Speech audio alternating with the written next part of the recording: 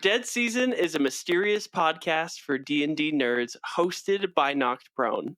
Find more ways to support our show in the episode description.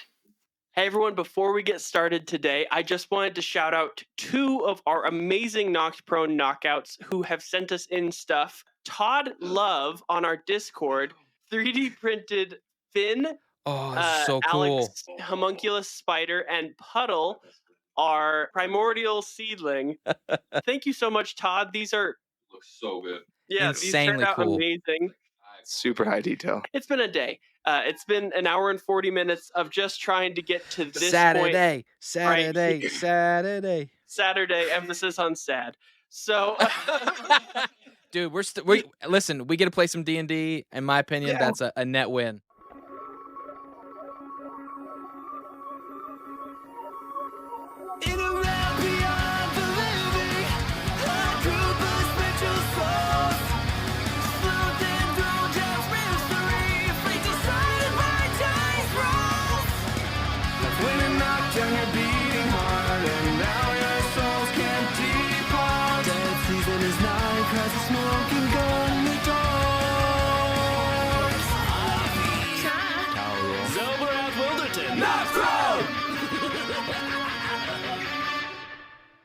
we left you guys last session. You had just finished talking to the phantom or spirit inside of the staff of Earl that turned out to be Lord Pinkerton, who told that Lady Pinkerton was never passed on after she died, as well as he told you some information about where the falsely departed might be. Now I believe you guys are headed towards Delry with the Raven amulet that you guys found, which is the key to get Delry out. Zell, you were saying something. Oh yes, Zell wanted to have a quick chat with Chap, so he hops over right before we head out and is...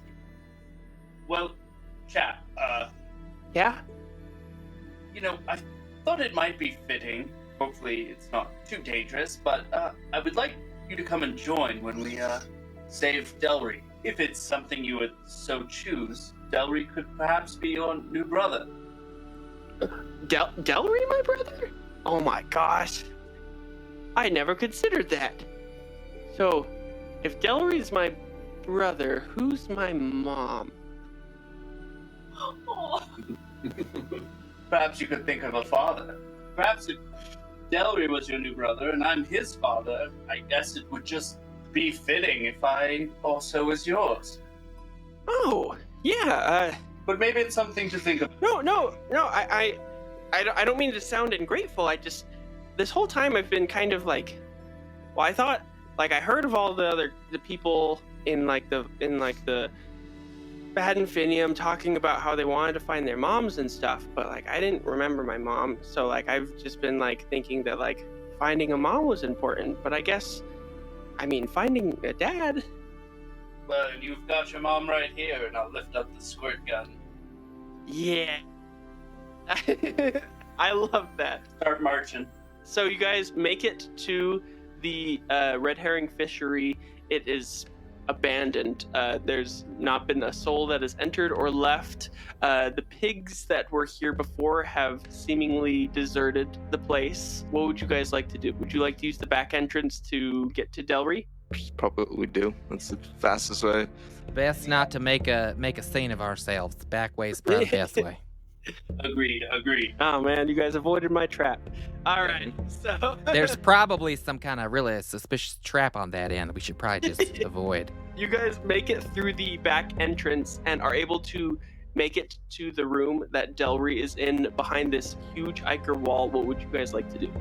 Talroth, do you have the amulet? Of course. I will hand it over. I'll approach cautiously. This is Xelborath actually narrating. Well, I'll just approach it cautiously. Go ahead and roll me an Arcana check. A 13. Yeah. With a 13, you are able to latch the key into place, and it turns as the ichor wall in front of you starts to split open, kind of like liquid almost. It looks like it's trying to hang on to itself as it opens up. But this ichor cage opens, and before you see your son, Delry. But quickly, I'll run up and grab Delry out of the substance. Try to not get it too much on myself. Maybe use like a handkerchief. So I kind of pull him out, try to clean him off. I don't know if the substance seems dangerous. Perhaps I can make a survival check or something. Yeah, roll me a survival check, absolutely. It's going to be a 14. 14, all right. So with a 14, you're able to clean Delry off to the best of your ability. You don't get any ichor on yourself. However, as you take Delry out of this cage, you notice, similarly to Chap has the will-o-wisp kind of floating around close to his chest. Delry is unresponsive, and the will-o-wisp is farther outside of Delry's chest cavity. It seems that Delry's soul has been disconnected from his body. So you sit in a moment of grief, panic, terror, before a massive portal will open and Jewel, the raven, will fly through and land on your shoulder, Talroth, as you are clutching this amulet with the raven symbol on it. Jewel, you have chosen an interesting time to arrive, but I am glad you are here, my friend. Is there some way that you could help this lad? Yes, hi, Talroth. Sorry, I know that I am coming in an opportune time. So, soul splitting has occurred here, and obviously it's not permanent yet. The soul has not completely exited, has not completely detached itself from Delry, but there's little time. There's a. Are you familiar with the falsely departed? I am. They have a summoning, not summoning. They have a ritual of sorts as his wings are kind of flapping about. Again, nobody understands Jewel except for you. You're just talking to a bird at this point. Is it like chirping, or is it just? Yeah. Jewel will look at you and say, "The falsely departed have a soul welding technique that can be used to bring souls back into a body. But their headquarters, I believe, are. Do you know where the headquarters are? Would I know where it's located? Could I do it like a history check maybe, or? Yeah, Earl, go ahead and roll me a history check. All right, Earl's gonna like hold his head because he's got a bit of a headache from drinking too much the day before. I rolled a 10. He's got a -2 to history, so. As the leader of the Badenfinium, you would know that the falsely departed headquarters is in the astral dissonance. Right. So if memory serves, and it's not the best, kind of nursing the headache here. I think I know where they're located, and I share that information with everybody. All right. The astral dissonance is something that has been decided to be a threat by the Reapers, but I would not be surprised if that was another one of Lady Pinkerton's ruses. Yes, because we're all very familiar with the Reapers getting things wrong. Quite. In any case, I believe that should be our next point of interest. Is Delry well enough to travel? But of course, Delry is hearty and strong. I could cast some healing hands on him if that would help. Seems a little bit beyond that, but I mean, I welcome any help. Yeah, go ahead and roll a medicine check, Earl. Okay, and I actually can do this now. I can spend a key point to touch a Yes. creature and restore some hit points to them. So he kind of like rubs his hands together and goes, right, so this hasn't been working lately, but let's give it a shot, I suppose. May you be healed with mercy. Life is breathed back into Delry. Dad! Dad! Dad! Chai, it worked. Your son. Oh my! You did. You Did that work? Did that actually work? That worked there? I did something? Delry's really healed. He wasn't even speaking before. Oh, that's great. Sorry, I'm having trouble paying attention. Everybody's really loud right now. Delry, save your energy. We're taking you somewhere to heal, but you're free. You're with me. We're gonna have to save this dialogue for later, though. I'm sure y'all been talking for hours and hours. That's how I felt when I was reunited with my son. That's me. Hi, Delry. I'm Chai's son. You may not know Chai. She's my mama. I think she knows your dad. So we're kind of like buds. We're like children's buds. Oh yes, we're all going to be best of buds. And I'll support Delry as much as I can as we prepare to travel to the falsely departed. Yes. So you are able to, with the direction of Earl, you make it through Soul Meadow and are able to travel to the outskirts of Soul Meadow. And before you lies a thick cloud of fog. The astral dissonance is quite literally fog that has rolled in from the astral sea. The astral sea, as you know, is something that has the ability to take souls out of the body. And so the fog is kind of like the air version of this liquid that is an air form of the astral sea. As you guys enter into it, everyone make me a Constitution saving throw. That's a natural 20. So 22 in total. 14 for 14. Earl. 14. 14. 22. 22. What'd you say you got? 8. An 8. All right. Javi, roll me a d6. 2. The astral dissonance solidifies into a more dense fog as you approach it, Javi. Roll me a Constitution saving throw. 21. You are able to overcome whatever was going to happen to you. Nothing happens. You are able to journey into this fog for a distance, and you walk a ways.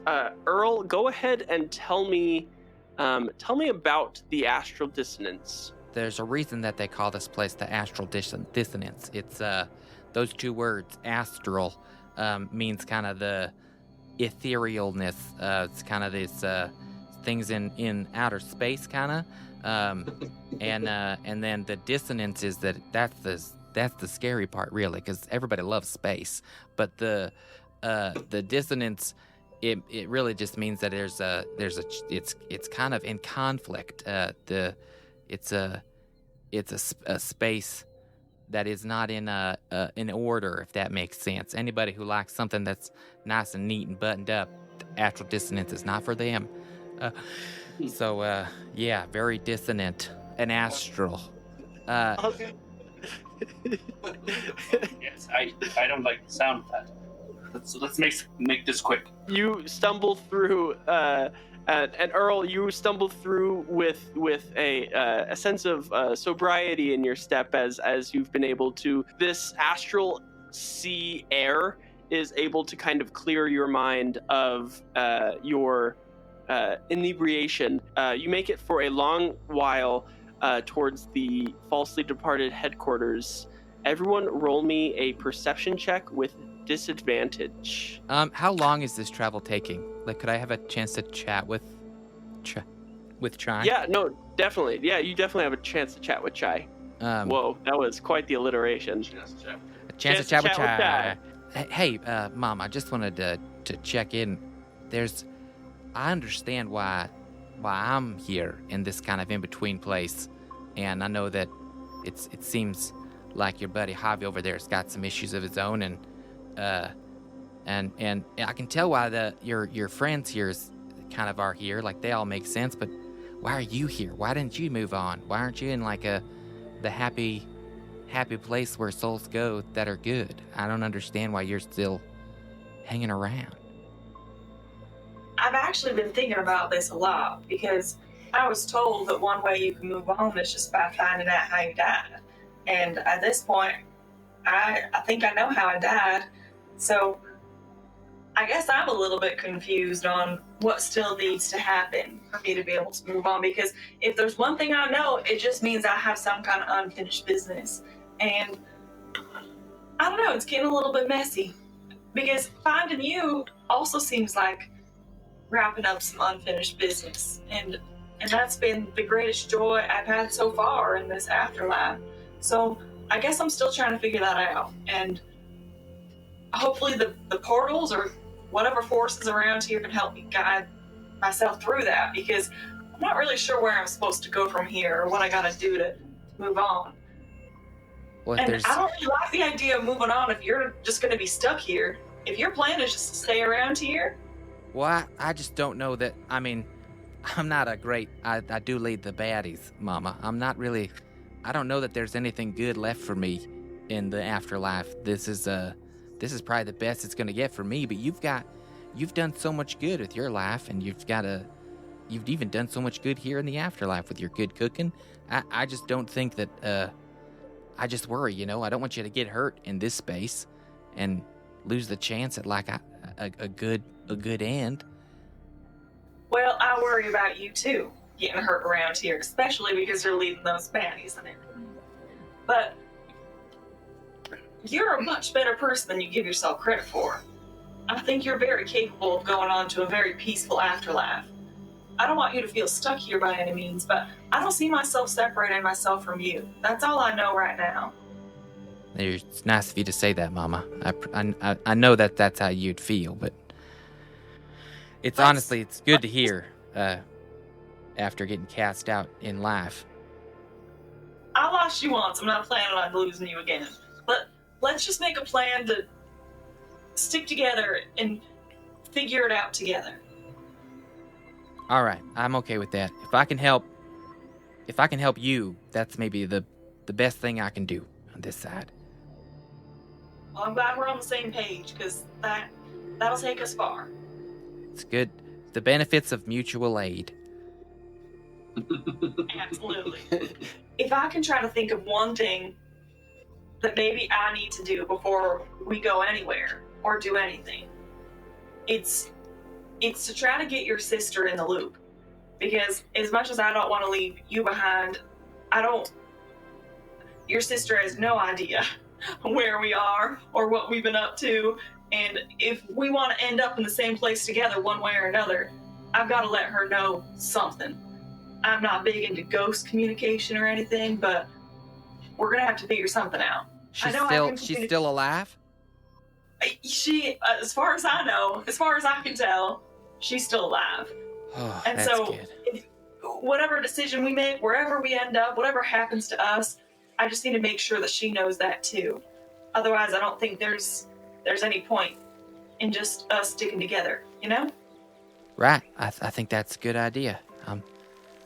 I'm always happy I'd be happy to help my sister out. Tell me the emotions that Chai is feeling in this moment, as you're kind of feeling like that you're not willing to leave your son behind. What is internally happening with Chai right now? I think there's actually some positive things as far as just feeling direction. Feeling direction for like, okay, I have steps, like I'm figuring out things, I'm getting part of what I want, and we can figure out things together, and I don't feel so alone now and just like lost in this like mid-afterlife situation that we've been in and everything. I think that the one bit of dissonance, if you will, that's in my brain is the fact that a lot of what we're figuring out together right now isn't necessarily in line with what I've followed my whole life. It's not necessarily in line with, the clan Eldath, which was like the structure I followed for my whole life. And suddenly that just feels like a little more irrelevant, because we're just figuring things out on our own, and we're kind of making up our own rules as we go. And I'm not really sure what to do next, when I feel like in my life I know exactly what to do next, because there was a rule for that. There was a rule for everything. You're feeling this dissonance in your brain as you are walking through this astral dissonance, and before you see a massive mound of shadow in the distance. You are the only one, seemingly, of your entire party who notices this giant shadow in the distance. This is not something we've seen before. Like, this is a new thing. You're in the astral dissonance. You've never been here before. Hey, everybody, hold on. Something. Does anybody else see that? What's going on? I don't feel so good anymore. I don't see anything. I see nothing. I don't know if we can go any further. Is it safe here? Feeling like we might not be very safe. This is a sudden shift. Sorry. No, I got nothing to say. I'm just as confused as the rest of you. Can you explain further? Something doesn't feel right. There's something in the distance. You don't see that? It's like a shadow. I also have hallucinations. Javi, Delusions.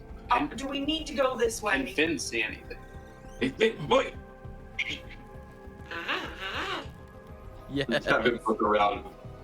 Just does he see anything? Finn is able to kind of peer through the astral dissonance and gets a clearer picture on your Finn pad that you have, that you can see through his eyes. And you also, and with Finn's perception, you also notice what Chai is seeing in the distance, a massive shadowy mound. I want to say that as he's looking around, Finn will almost dog point. Yep. With his head. Well, What is it? What is it, boy? Timmy's in a well? Oh, man. see a shadow, the darkness. Do we have to go this way? Is this the only direction we can head to get to where we need to go? Earl? I mean, it's better than nothing. I think if I understand fog correctly in physics, the closer you are to something, the less foggy it gets. So we should, I think if we get closer, we might know better what we're looking Perhaps whoever goes in for Talroth, you can do your magic stuff and make him go safety. I was thinking something along those lines as well, and I'll just point out in the direction of the mound that they pointed out to me. Can I have one of my little wisps basically just go over and just start rotating around it, see if it reacts at all, if it... Yeah, so you send your wisp out, and it is going to illuminate a path, and the wisp starts to circle this figure, and it takes a long time before, like, it goes out of sight. It's a very large... It is a gargantuan creature. And it does seem like a creature, not a structure. Yes, however, your will-o-wisp, roll me a charisma check to see if you can kind of get the communication with your will-o-wisp. No. Or 8. The wisp goes behind, and for a moment you think that you've lost the wisp, and then it reappears. I'll just... Whatever we are getting ourselves into, that is a very large being. Or... thing. Javi will give Finn a little tap and say, hey, go, recon, go. Have Finn sneaky. Before Finn, you watch on this Finn pad, before Finn lies an immense, lifeless body, a decayed form sprawled across an operation table of sorts, and shrouded in thick, eerie fog, with mottled and marred skin that appears like a grotesque blend of smooth stone and decomposing leather. The features of this figure, though strikingly humanoid, are frozen in a macabre expression of death, as if he faced his end with dignity or fear. Twisting metallic needles that you recognize, Javi, pierce through this gargantuan creature's skin, and the tips of these needles are buried deep within the veins of this creature and are extracting a thick, dark ichor. The sickly fluid of the once divine essence of this creature is being siphoned through a monstrous apparatus that is dripping into waiting containers with an unsettling rhythm. I think I might know what this is. What is it? I think that might be a god. Well, it does seem fitting considering the large stature of this being. That would make sense. Do we know what god it is? Because that could really change how this is about to go down. Everyone roll me a religion check. 12. 16. 16.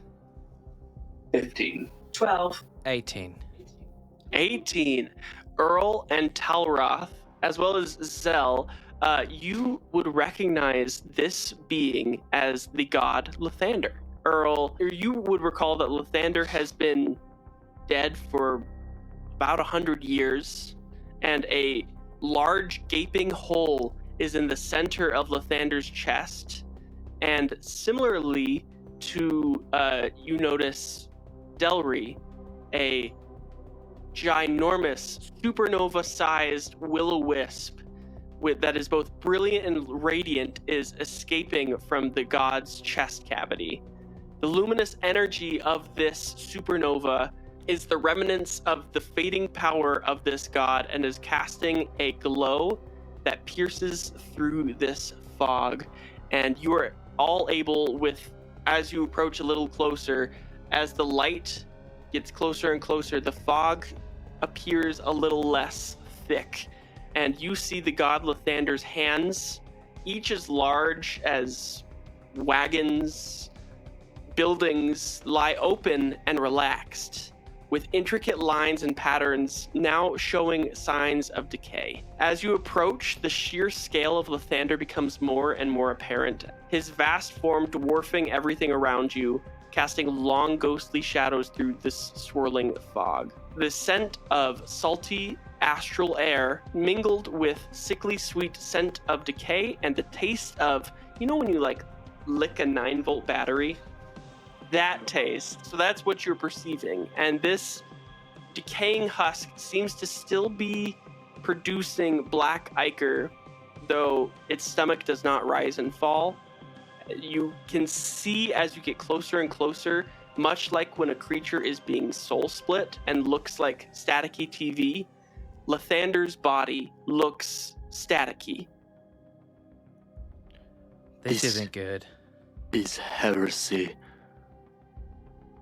If the power of Lathander is able to be corrupted and removed from him, it can be used by a third party in whatever corrupted way they see fit. We have to stop this. This has got to be tied. I don't think this is just new. We cannot allow it to go any...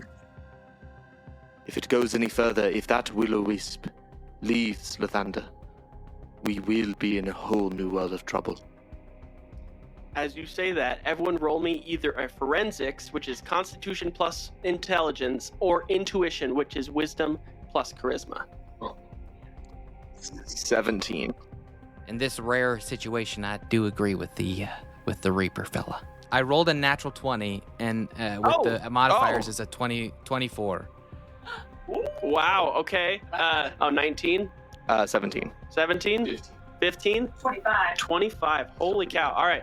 Let's start go. with the lowest. With a 15 on forensics, you're going to get mixed results. The ichor coming from this decaying corpse of Lathander, Talroth, as you appear over it, appears to be the blood of this dead god, but something in your heart tells you that this might be a more sinister substance. And then we'll go with what the Nat 20 perceives. You see, Earl, 2 ichor-infused light constructs that are looking very similar to Javi's suit. However, they do not have a person manning them. They have corrupted will-o-wisps manning them.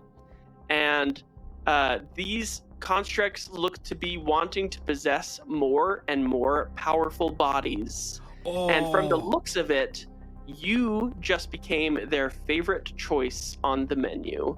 We got company, everybody. There's something over there. There's something dangerous, some constructs. May I suggest everybody takes a little sip of their chai tea? It'll make you a little bit tougher. I think things are about to get crazy. Say again what the benefits of that chai tea are. +2 to AC for 1 minute once you drink it. Roll initiative. 12. 13. 16. 14. I have 14. Ooh. Since you guys were able to roll initiative on the same number, if you guys on your initiative turn are able to describe your actions as a unit, I will give both of you advantage on whatever you guys do for your turn. That's cool. Talroth with a 16, you are up first.